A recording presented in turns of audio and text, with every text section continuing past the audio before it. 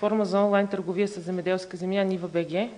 Това е един уникален проект за България, за който ще могат да ви разкажат повече господин Антон Андонов, управител на Нива БГ, госпожа Ренета Чакърова и госпожа Цветелина Нинкова, които са част от екипа на платформата, и госпожа Дора Василева, изпълнителен директор на Калипърс ЕАД. Заповядайте, господин Антонов. Благодаря. Добър ден на всички. Благодаря, че споделихте днешния ден с нас, който е важен за всички нас, участниците в екипа, който разработи Нива БГ. Както преди малко Ива спомена, не знам, добре ли се чува? Както Ива преди малко спомена, Нива БГ е първият по рода си проект, който дава възможност да се изключват сделки онлайн в реално време в България. Така, по мое нескромно мнение, такъв проект, при който да се правят сделки с имоти, няма и по света, или поне както се шегувахме преди малко, до преди една година, когато започнахме проекта, не открихме. Нива БГ се състои от две части.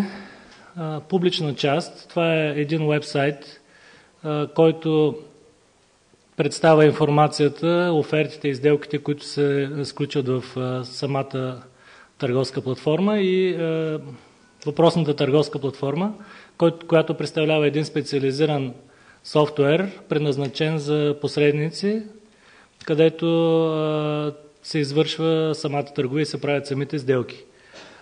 До няколко минути след въвеждането на офертата или сключването на сделката, информацията се представя и на самия сайт. Двата софтуера са отделни и се взаимодействат по този начин. Какъв е бизнес моделът на Нива БГ? Той е така нареченият популярен B2B модел. Предназначен е за посредниците, тези от нас, които участват професионално в процеса на покупка, продажба и отдаване под аренда на земеделска земя. Между другото, в момента няколко стотин посредника се занимават с този вид търговия, може би над 500. Тези посредници ще заплащат комисионна при изключване на сделка в Нива БГ и оттам основно ще очакваме да идват нашите приходи. Не на последно място, Нива БГ в бъдеще очакваме да се превърне в източник на достоверна информация по отношение на цените на земеделските земи, офертните и такива на сключените сделки, както и за нивата на рентите по райони. Отваряме една скоба, че когато се натрупа достатъчно информация за сключени сделки, което се надяваме да стане относително бързо, в рамките на няколко месеца, ние сме предвидели да подготвим и индекси, които да отразяват състоянието и движението на цените продава и нивата на рентата по райони и области в България.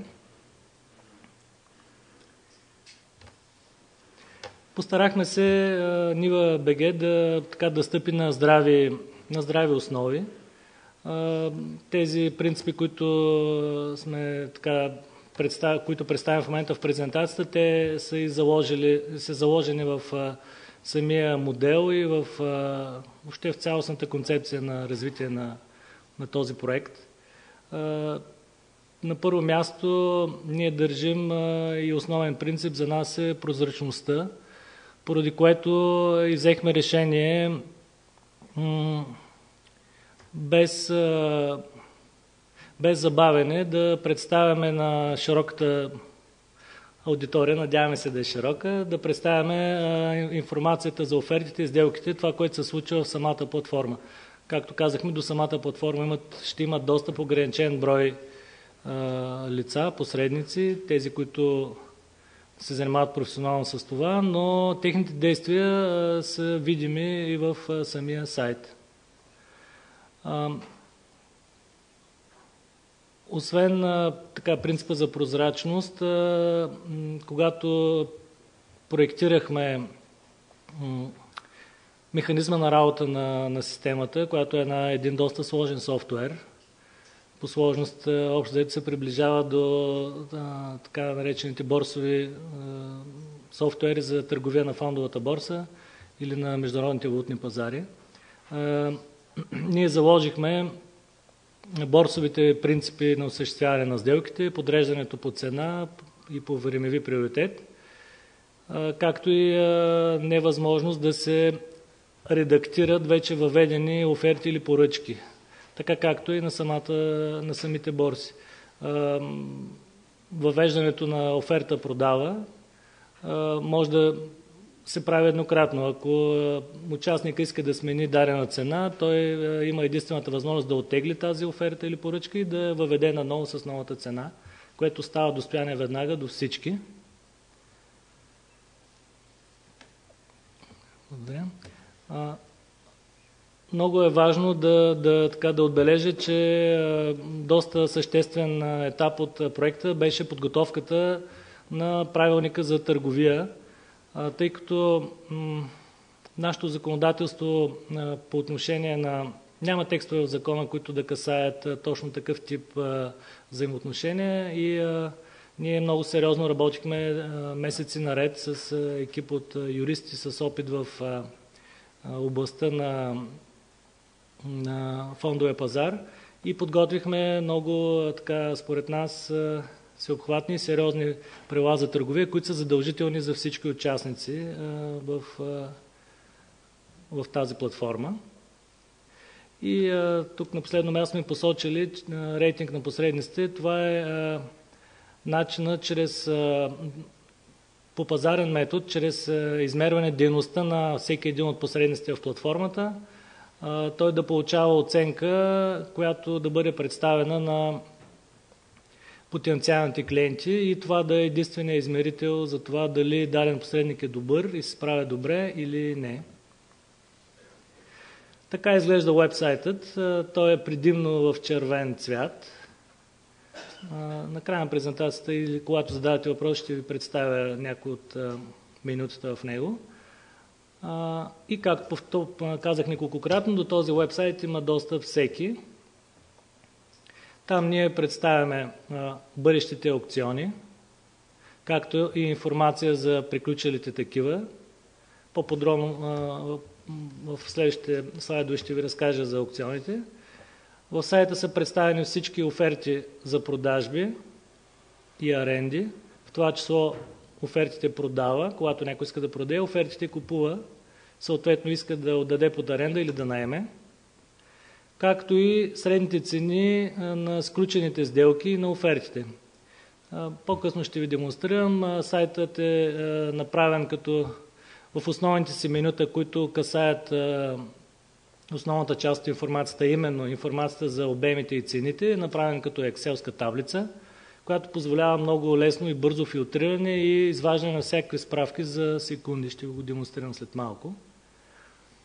Освен това, което от наша гледна точка е най-важно, именно конкретната информация за цените и за обемите, ние имаме и голям набор от достатъчно друга полезна информация, множество, поне 40 или 50 въпроси и отговори, които касаят този процес на сделки,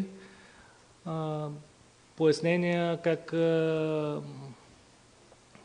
естествено може да се ползва сайта или платформата, а също така и възможност да се представят анализи и мнения на основните участници за този пазар и за процесите на него.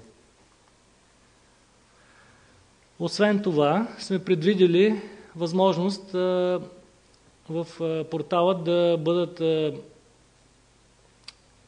представени профили и списъци на основните участници. Ние сме ги разделили в общи линии на 4 големи групи.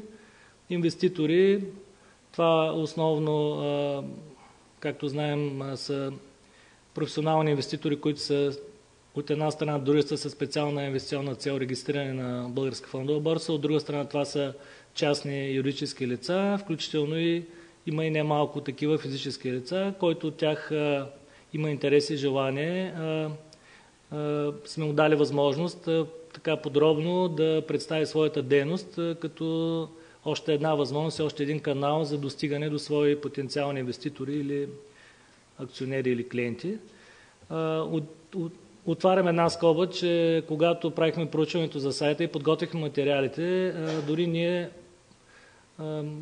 и включително аз, който по-късно ще ви разкаже за своя опит в тази сфера, твърдя, че познавам много добре и отвътре този пазар.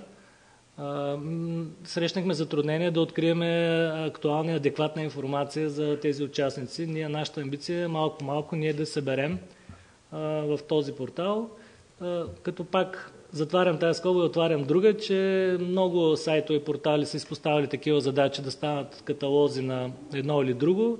До някъде са успявали, до някъде не са успявали и ние ще се пробваме, надяваме се ние да успеем. Следващите профили това са на сдруженията и асоциациите, свързани с пазара на земеделска земя и с земеделие, като например Българската асоциация на собствениците на земеделски земи, Асоциацията на земеделски производители, Сдруженията на Националното сдружение за недвижими имоти и други.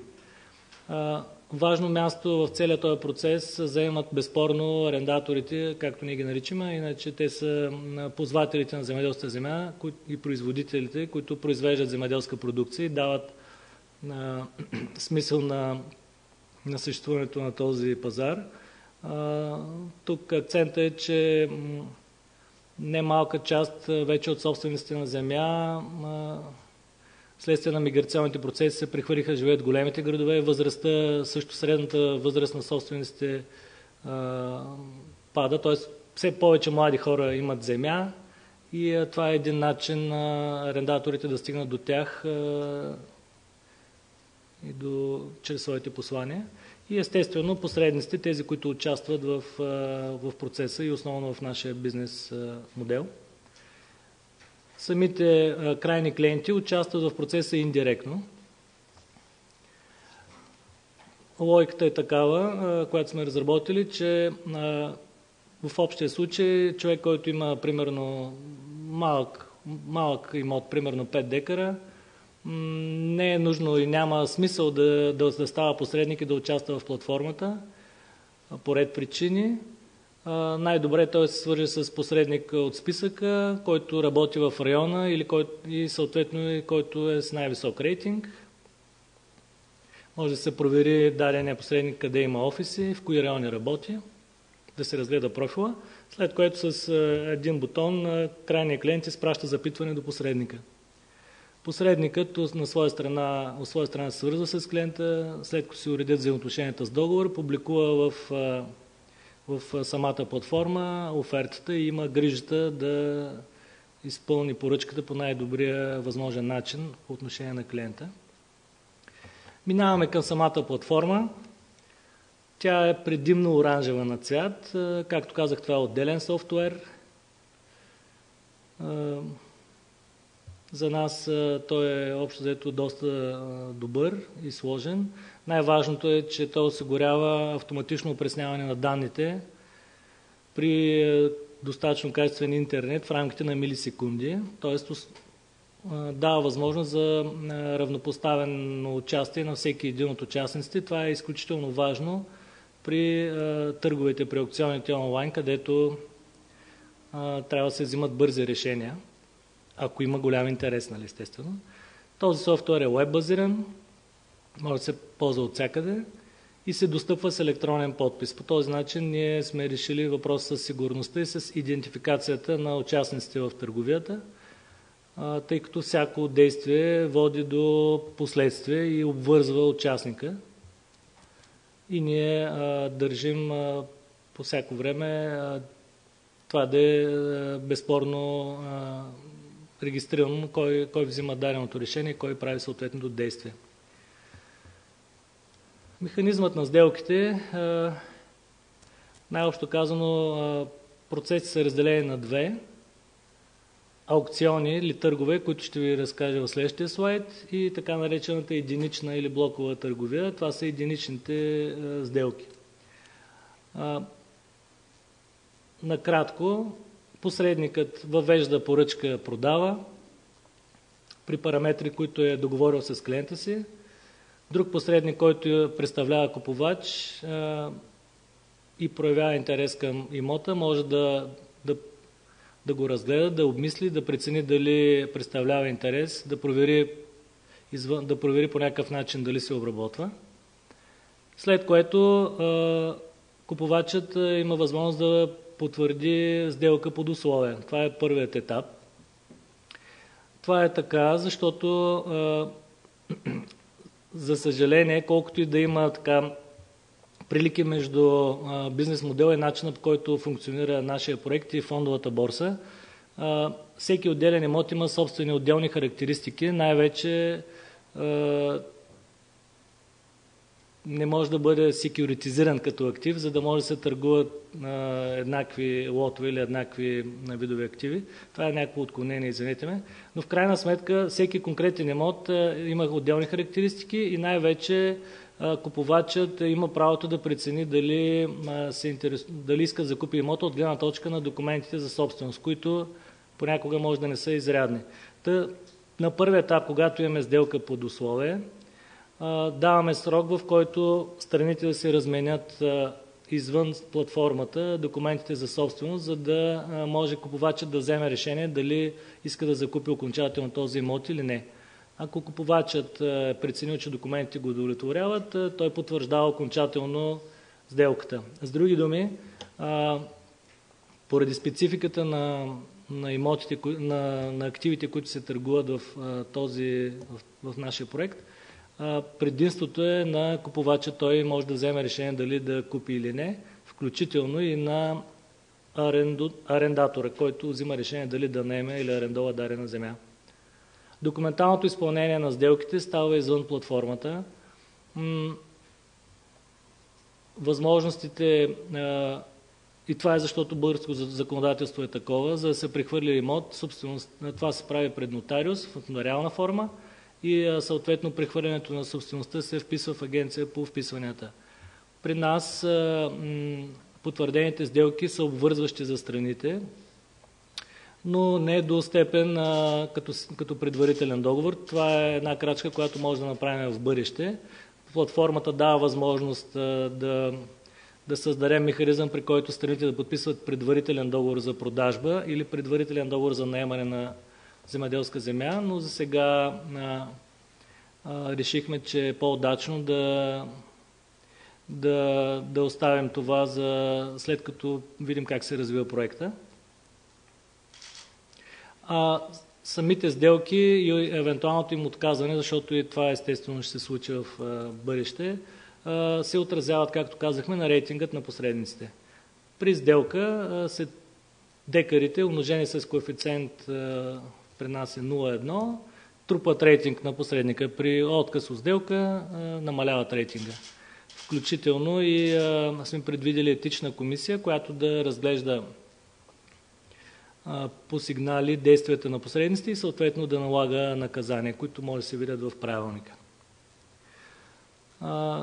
Това е предпоследният слайд, на който искам да ви обърна внимание на аукционите, на търговете, които сме подготвили да се организират в реално време. Доста усилия положихме, докато изчетеме теория и видим каква е световната практика онлайн и офлайн такава.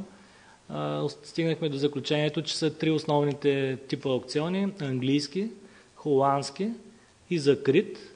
И всеки един от тях под различни форми, офлайн или онлайн, имат различни разновидности. Например, този нашия четвърти аукцион на втората най-добра цена е вариация на закрит аукцион. В сайта и в платформата подробно са обяснени какви са предимствата на всеки един от аукционите. Аз съвсем накратко само ще споделя, че английският аукцион е най-разпространеният. Той е познат в офлайн варианта си. По филмите сме гледали как аукционни къщи на живо разиграват продажба на имоти. Цената започва, има начална цена и цената се качва. И така, докато водещия търга обяви край на търга. В онлайн варианта това представлява също имаме начална цена, имаме стъпка за наддаване и се наддава до такава степен, че всъщност наддаваме докато дойде крайния част на аукциона и който е дал последния най-висока цена, той печели. Холандският аукцион е обратен на английския. Там участието започва от най-високата възможна цена, която е задал организаторът и системата автоматично сваля през определен интервал от време с определена стъпка цената. Първият от участниците, който реши, че иска да участва, с натискане на бутона потвърждава цената и прекратява аукциона. Тоест всички останали участници нямат възможност да реагират след това. Закритият аукцион е по същество възможност да се подадат оферти. Всеки посредник може да подаде по една оферта в рамките на времето определено за аукциона. В момента, в който аукционът изтече, се публикуват резултатите. Аукционът на втората най-добра цена е отново закрит аукцион. Там печели този, който е дал най-високата цена, но плаща цената, която е предложил втория в класирането. И повтаряме, че това е организирано и се случва в реално време. След малко може да ви демонстрирам как работи на практика. Тук е момента да благодаря на моя екип и на всички, които помогнаха да реализираме проекта, като споделя, че разработихме проекта на принципа на ползване на външни подизпълнители, аутсорсване на дейностите. В проекта взеха участие Калипърс ЕАД, Дора Василева е изпълнителен директор, е тук. Сред нас, което на Калипърс направи уебсайта, Ладжер програмира и разработи софтуера. Лукрат през целия процес участваха за ползваемостта и за това да бъде лесен и удобен целият проект и самия уебсайт и платформата за ползване от потребителите. Правната рамка, още правилника за търговия е разработен от Тега Консултинг. Техническата спецификация писахме заедно с Борика Банк Сервис АД. Целият проект отне около 10 месеца, около 3 месеца писахме спецификацията с Борика. Започнахме го октомври месец 2011, януари месец 2012 избрахме изпълнители за отделните части на проекта. Те се справиха много добре и в средата на годината, юли месец, проекта беше готов технологично. В бета версия последваха срещи много с потенциални ползватели, инвеститори. Наложи се да направим промени в част от бизнес процесите, включително и от начина, по който това беше отразено в правилника и вече сме готови да посрещнем нашите клиенти. Мисля, че малко се проточи презентацията. Аз мисля, че имам още много за разказване, но предлагам да дадем думата на вас, ако имате въпроси. Ако не, аз мога да продължа да говоря. Заповядайте, колеги.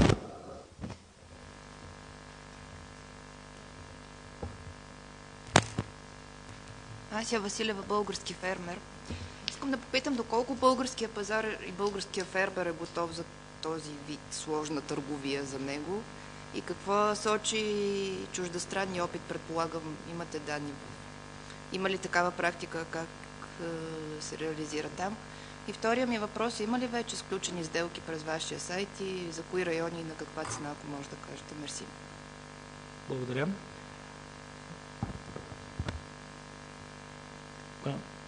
От една страна, първо ще отговоря на първия въпрос, от една страна на повърхността излиза отговора на въпроса, че да, българският фермер не е подготвен за такъв тип сложни взаимоотношения, но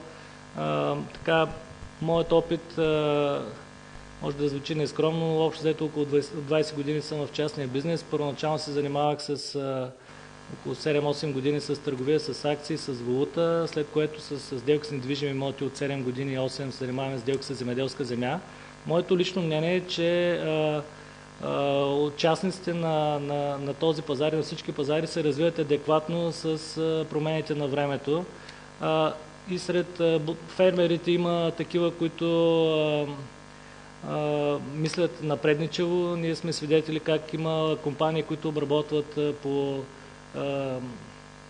50-100 хиляди декара, които са листвани на Българска фондова борса. Те са носители на новото и на промените в техния бизнес, така че те със сигурност са в състояние да вземат участие в този процес. Тези, за които това е твърде сложно, нямат добър интернет или примерно повече от времето си отделят на участие, да си гледат конкретно работата, ние решаваме те да ползват услугите на посредниците. Посредниците, както казах, са около 5-600 в България и те са навсякъде по места. Те са в малките градове, те са живата връзка, очаквам да са живата връзка между фермерите и нашия проект. На това ще разчитаме. А иначе, за момента, за съжаление, все още нямаме сделки. Ние на практика стартираме сега, в момента. Имаме само оферти. Искам само да допълня, че преди официалния старт на сайта имаме вече 3 арендатори, които ни се обадиха и сами са ни открили, за да си публикуват информация.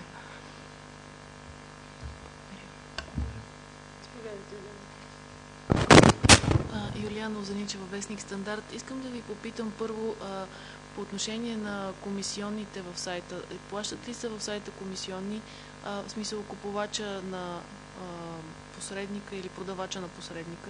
Как точно е уредена тази материя? И другото, което ме интересува по отношение на това, което споменахте, че намалява възрастта на собствениците на земи. Бихте ли казали каква е в момента средната възраст на собствениците на земи, ако имате такава информация, разбира се? Благодаря. Така, по отношение на комисионните, те са изложени на самия сайт, тъй като Нива.bg оперира с официално публикувана тарифа за комисионни. По отношение на така наречените единични сделки, комисионната, която посредниците трябва да заплатят на Нива.bg е 1 лев на декар при сделка. Това е от страна на продавача, от страна на купувача. При положение, че в момента цените се движат в различните райони на страната, но между 400 и 1200 лева на декар и обикновено преговорите, които се случват при реалните сделки, варират с 10, 20, 30, 50 лева на декар. Тази комисионна е, от моя гледна точка, пренебрежимо малка по отношение на интересите на собственика на земя, в случай, че успее по този начин, чрез Нива.bg, да постигне максимално висока цена, ако продава, или съответно ниска цена, ако купува. Има отделна такса за организиране на аукцион, която е в рамките на, мисля, 160 лева без ДРС, която се заплаща еднократно, независимо дали ще има победител в аукциона или не, и която се заплаща от организатора на аукциона. Все пак аукционите изискват малко повече усилия и от този, който ги организира, и от нас като платформа, която трябва да осигури максимално разгласяване на информацията и привличане на максимален брой клиенти. Така че това е таксата единствено, която се заплаща без да има резултат, а именно постигане на сделка. А при постигане на сделка в аукцион, този, който го е инициирал и който продава, трябва да заплати на Нива.bg комисиона в размер на 1% от стойността на сделката. Което отново, да приемем, нали, че лесно се смята, ако продажната цена на даден имот е 1000 лева, достигната на аукцион, 1% означава 10 лева на декар. Тоест, ако някой организира аукцион с идеята да продаде максимално изгодно своята земя, трябва да решите, че поне един участник ще участва и ще наде с една стъпка, за да излезе на 0, което ние очакваме, че е реалистично. И всяко друго наддаване вече носи допълнителна полза на продавача. По отношение на средната възраст, нямам данни за средната възраст, просто това са наблюдения от дейността ни като посредници. Ако 2005-2006 година ние разговаряхме само с възрастни хора по селата, сега разговаряме много често с техните дъщери, синове. внуци и наследници, които са по-млади. Но нямам конкретни данни, съжаление. Стаматина Никова съм от БНР програма Христо Ботев. Искам да ви попитам от кои райони на страната очаквате най-голяма активност, т.е. къде тече активен пазар на земята в момента? Първоначално очакваме най-активна търговия в нашия проект там, където посредниците са най-активни. Тоест от това, кои от посредниците ще повярват в проекта в бъдещето и ще намерят реално смисъл да вземат участие. От това ще зависи първоначалното струпване евентуално на сделки. След това, естествено, надявам се, когато проектът се докаже във времето, да се сключват сделки там, където и в момента те се изключват най-много офлайн. Това са земеделските райони на България. Като започнем от цяла северна България, от морето, от Варна и Добрич и стигнем до Видин и Враца, като повечето сделки стават в равнинните райони, но не малко стават и в полупланинските части на областите, примерно Велико Търново, Търговище, отчасти Видин и Враца и Ловеч. Това е за частта, където основно се развива земеделие, северна България, плюс в Южна България областите Бургас, Ямбол, Стара Загора, Хасково и някои райони на Пловдив и Пазарджик.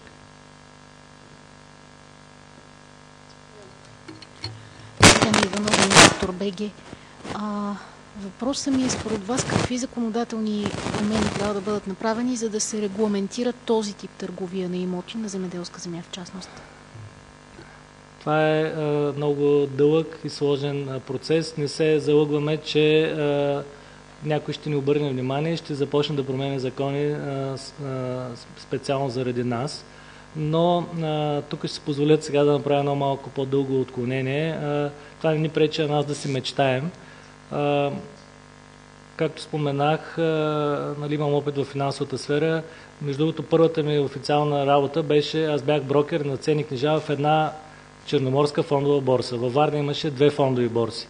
В Пловдив имаше една, в София имаше 2 и в други градове имаше достатъчно много фондови борси. Там правихме сделките 1996 година на дъската. Събирахме се в една малка стая и пишехме с тебешир. Продават 5 акции на първа частна банка на 8 лева, купува 10 акции на първа частна банка на 7 лева. Така правихме сделките. След това съм свидетел как целият този процес, да, вярно е, с волята на държавата, но и с активното участие на хората, които бяха активни в този бизнес. Няма нужда да споменаваме имена. Всъщност, вие като журналисти може по-добре знаете кои са хората, които издвижиха този процес. С волята на държавата този процес беше законово уреден и аз бях свидетел как се промени менталитета и мисленето на хората и на участниците в процеса и този процес от бялата дъска с тебешир се прехвърли на съвременните платформи, тогава РТС, сега Аксетра на Българска фондова борса. Също така съм свидетел как се промени мисленето на участниците. Първоначално посредниците бяха тези, които бяха против това, тъй като всеки от нас по принцип като човешка природа е устроен така, че да следва навика си и това, което добре познава. Но когато посредници се ориентираха по-добре в бъдещите възможности, които им дава новия начин на търговия, нещата се обърнаха общо взето в рамките на около една година. Също така и крайните клиенти. Те бяха свикнали да общуват по един начин. Беше странно за тях как така ще отидат в инвестиционен посредник, ще се дадат акциите и няма да получат парите веднага, което се случваше преди. Но малко свикнаха. Така че ако проектът, за който се надявам да бъде успешен, ако се наложи в дългосрочен план, си мечтае как ние да имаме такива промени в законодателството, които да позволят сделките да минем още напред в изключването на сделките, т.е. да може да се потвържденията да бъдат още по-обвързващи, евентуално някога в бъдеще да има такава институция, която да сменя собствеността и да прави сетълмент на парите, така както го прави централния депозитар. Но това са, пак ви казвам, в рамките на сега, от днешна гледна точка на нашите мечти възможности. Георги Велев, вестник Агроуикенд. Възникна един въпрос при предпоследния ваш отговор. Исках да ви попитам, доколкото виждам сега, основно земеделска земя ще се продава. Ако аз, примерно, имам горска земя, тя може ли да се продава в случая на вашата платформа? И другият ми въпрос е, не можах да видя на презентацията, евентуално снимка на имота ще има ли или, да кажем, примерно, координати по Google карта? Предполагам. Благодаря ви. Да. Няма пречка да се търгува и горски имот, тъй като от софтуерна гледна точка от нас зависи, ние сме го направили единствено да дадем възможност да се вкарат всички възможни начини на трайно ползване на земеделска земя. Ние сме го направили. Друг е въпросът, доколко би имало интерес за такъв тип сделки. Там сделките с горските земи са по-специфични, изискват допълнително информация, но няма пречка да се правят такива сделки. Иначе, дали ще може да се гледат на карти, работим по въпроса. Това е общо трудна тема. За сега всеки от посредниците се справя по някакъв начин, кой както успее и намери за добре.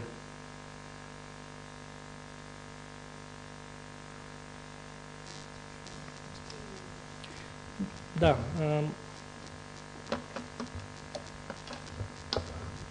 Колеги, сега съвсем кратка демонстрация на демо-версията. Просто ще ви покажем как се случват в реално време нещата. Това е уебсайтът, който вижда всеки.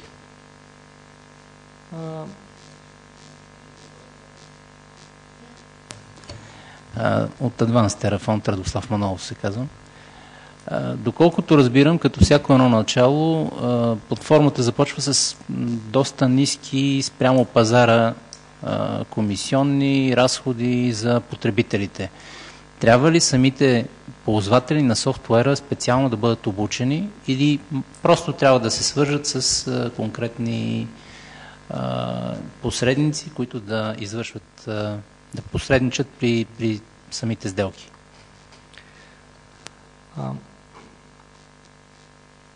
Бизнес моделът ни е такъв, че нашата цел е посредниците, които професионално се занимават, те да направят минималните усилия, с които да се обучат как да участват в платформата, за което ние им помагаме. Ние сме разработили много писани материали и сме на разположение, за да ги въведем така, че те да познават тънкостите на софтуера и да могат да постигат резултатите, които техните клиенти очакват.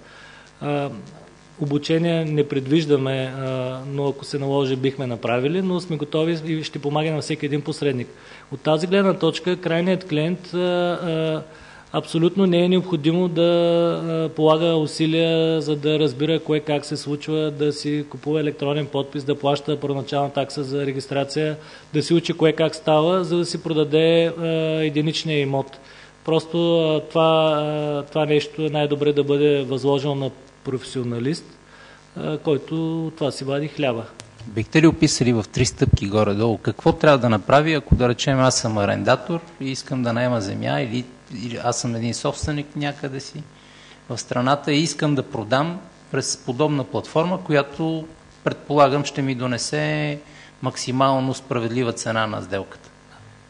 Нека да разгледаме варианта, ако сте собственик. Казваме на малък единичен имот 10, 5, 10, 20 декара. Влизате в портала на niva.bg. Проверявате има ли към момента текущи оферти продава, купува, изключени сделки в района, в който е вашия имот. Това се прави много лесно. Даже бих могъл да го демонстрирам. Да приемем, да изберем, че имате 9-10 декара в Плиска. Проверявате в Плиска има ли други оферти. В случая имаме само една, но от нея може да се ориентираме каква е, да кажем, продажната цена. Ако приемем, че в нормалния случай има достатъчно много оферти, вие ще добиете представа какви са офертните цени продава. По същия начин може да добиете представа какви са офертните цени купува. Ето ги филтрите, може да филтрирате не само по землище, можете по община или по област. В случая тук имаме само област Варна, така че можем да филтрираме, да кажем, и една община, но в крайна сметка става много бързо и лесно. Първата стъпка е да се информирате какви са пазарните цени.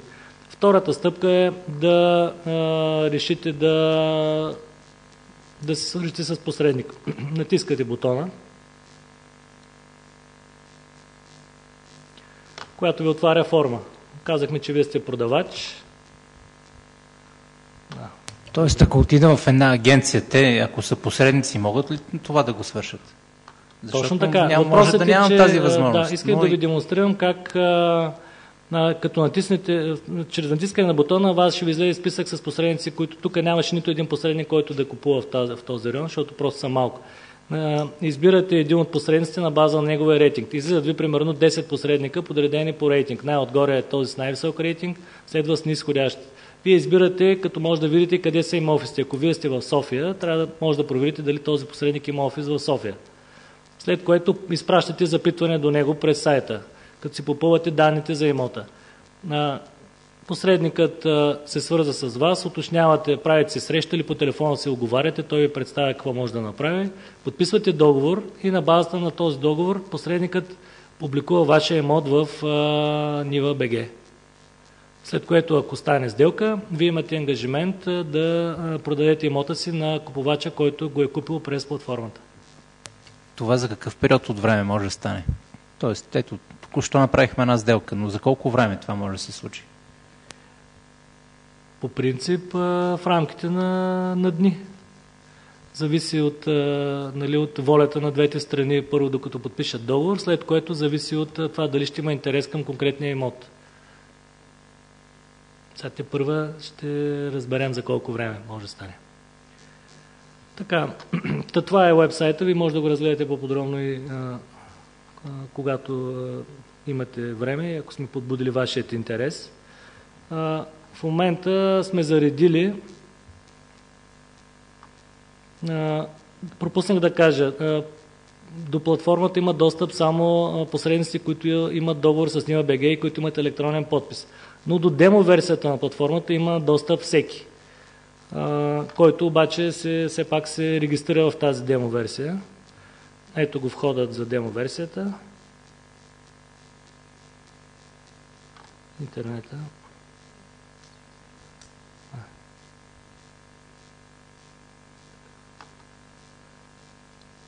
Ето го, тук е входът към демо версията. И оттам следва регистрация. Отварям само една скоба, че за регистрацията са необходими реални данни на този, който се регистрира, тъй като тя е пълно и точно копия на истинската версия на платформата и не става с фалшиви профили. Така, регистрирайте се в демо версията, аз ви показвам екрани от демо версията. Тук в момента сме пуснали да текат няколко аукциона.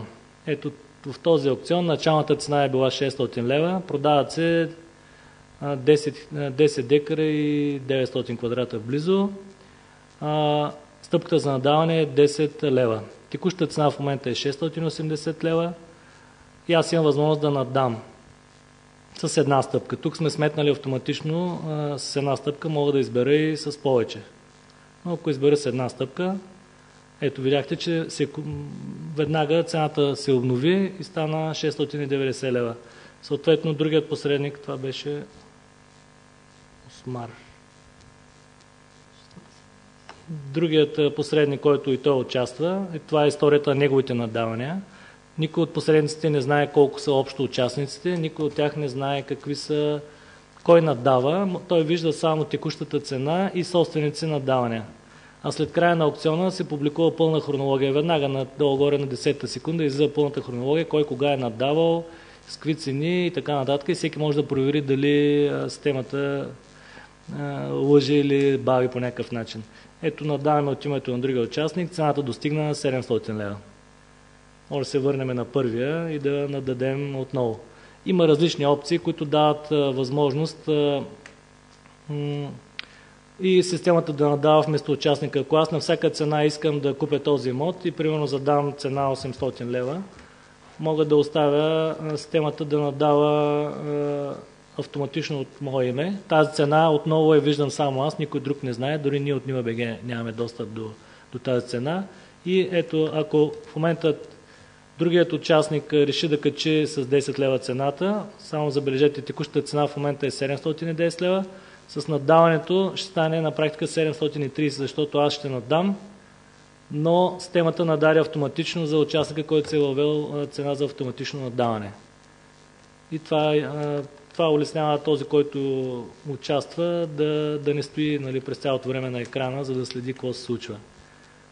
Има и различни други опции, включително тази, че ако някой вече е изнервен от стане много активно наддаване, защото не казвам, че във всеки акцион ще се случва, но ще се случват и такива случаи. Някой може да реши да прекрати аукциона. Продавачът е решил, че 950 лева за него е цена, която го удовлетворява и дава възможност на някой от участниците да прекрати аукциона. И с натискането на този бутон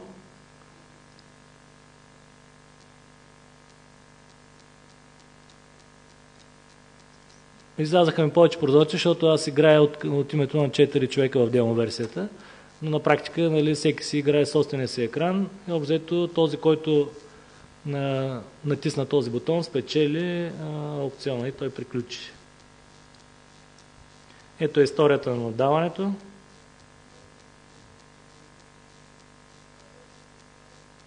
И се вижда кой е наддал, кога, и се вижда, че в случая бях в ролята на Мария Сотирова в демо версията, закупи имота на 950 лева. Най-интересен за показване е английския аукцион, тъй като останалите аукциони при холандския едно натискане на бутона прекратява аукциона. Както казах, това означава, примерно продавача започва продажба, примерно от 1500 лева и сваля с 50 лева през 10 минути. Приемаме, че има 3 участника, те стоят и гледат на екрана и когато цената стигне примерно 1000 лева и това даден участник го удовлетворява, той натиска един бутон, искаме го да потвърждение, защото все пак натискането на бутона означава действия, които са свързани с пари. Натискането на бутона, искаме потвърждение, сигурен си, че искате да купите и да прекратите. Да, ако натисне бутона, аукциона приключва. Другите участници могат да съжаляват, че не са реагирали преди това. Това е холандски аукцион. А при закрития има един екран, в който си въвеждаме еднократно цена, нямаме възможност да я върнем и редактираме, въвеждаме си цена и чакаме да дойде края на аукциона. Като дойде края на аукциона, отново излизат резултатите. Това няма обаче, тази демонстрация, която направихме, не може да я видите на сайта, защото там са реалните оферти, реалните сделки. Там в реалния живот нямаме аукцион в момента, който да е приключил и не може да видите в сайта това. Но когато имаме успешни или неуспешни аукциони, те ще се проследяват в сайта. Благодаря на господин Андонов. Колеги? Също не знам дали има други въпроси, може да дадем думата и на Дора Василева, за да разкаже, нали, от техническа гледна точка за проекта. Имаме още съвсем малко. Да. Благодаря. Аз искам първо да благодаря на Нива Тренд, че избраха Калибър за партньор в този проект. И съвсем накратко да ви кажа с какви предизвикателства ние като онлайн агенция се сблъскахме в проекта. Наобщо казано, NivaBG наистина няма аналог в българския уеб и като цяло предлага услуги, които допълниха и разшириха портфолиото от електронни услуги въобще в българското интернет пространство, независимо, че е предназначен за така доста фокусирана аудитория. От технологична гледна точка, това, което мога да споделя е, че разработихме редица функционалности, които направиха проекта наистина технологично уникален. Има интеграция с електронната система, в която се извършва реалната търговия на всяка една минута. Потребителите с единен профил могат да ползват и електронната платформа, и сайта. И за да се случва това, бе разработен специален протокол, базиран върху веб платформа Elements, който дава тази възможност. От маркетингова гледна точка се сблъскахме с предизвикателството пък да създадем визуално уебсайт, който трябва да бъде еднакво удобен и ефективен за няколко основни целеви групи, включително и за така наречения общ потребител и ползвател на сайта.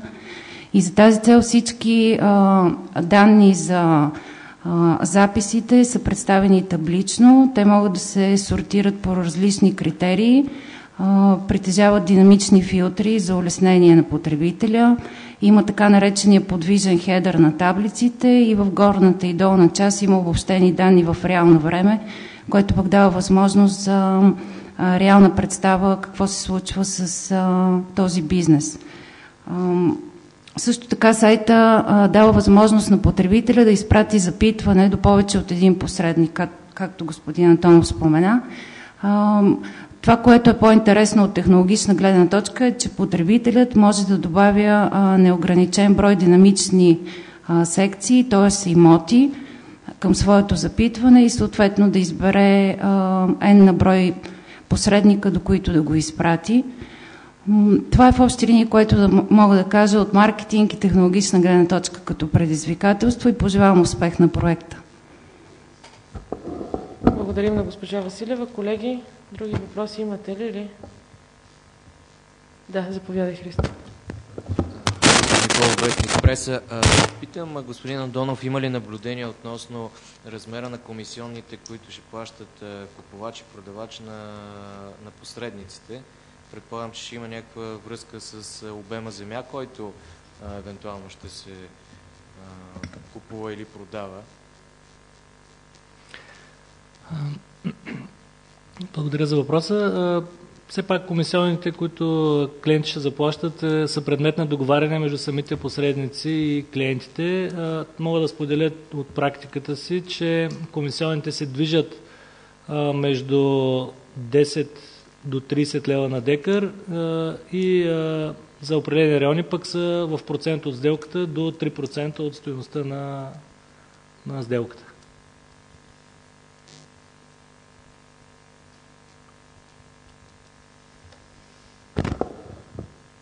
Колеги, ако няма други въпроси, благодарим за вниманието и успешен ден пожелавам на всички.